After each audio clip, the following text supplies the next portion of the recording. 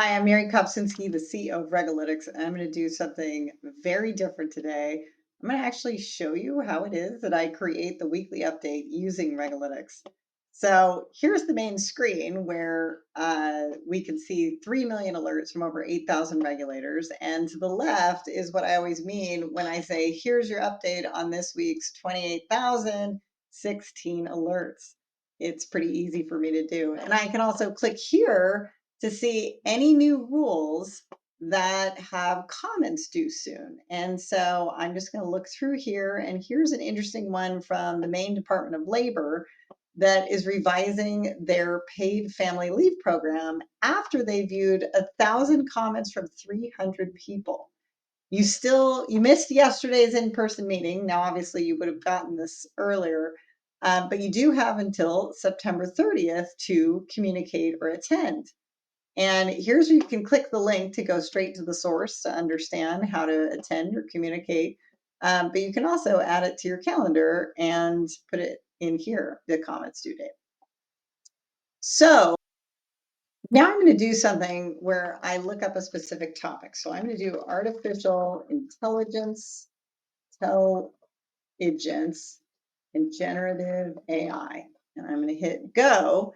And the first thing I can see is that we have the U.S. Patent and Trademark Office is extending the comment period for its guidance on patent subject matter eligibility, including artificial intelligence.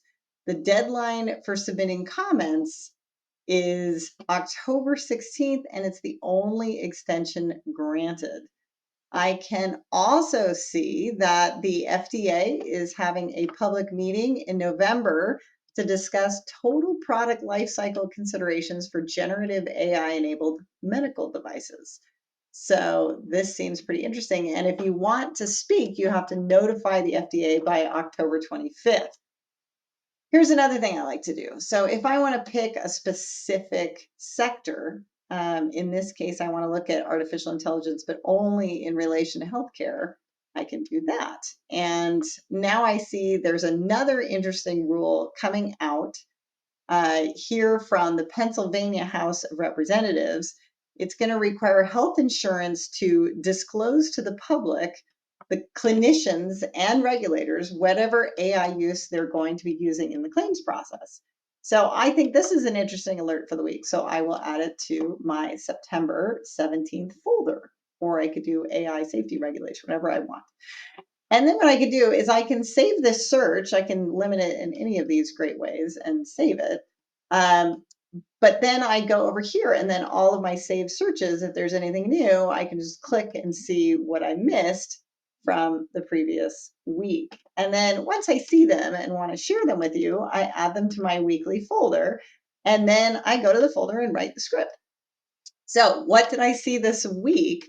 I can see here that the FCA filed the first individual with charged the first individual with running a illegal crypto ATM. I can also see here that the UK Ministry of Justice has introduced a bill to Parliament about crypto's legal status and considers it personal property for the first time. So we'll see if that passes. And I can also see that there is this new law coming out, not coming out, but being proposed in Congress called the No Fakes Act. And it stands for Nurture Originals, Foster Art, and Keep Entertainment Safe. It's basically a deepfake bill. And finally, for those of you in fintech, it's pretty important to know that the Fed, the FDIC, and the Office of the Comptroller and Currency have extended the comment period for the request on bank fintech arrangements. You have until October 30th.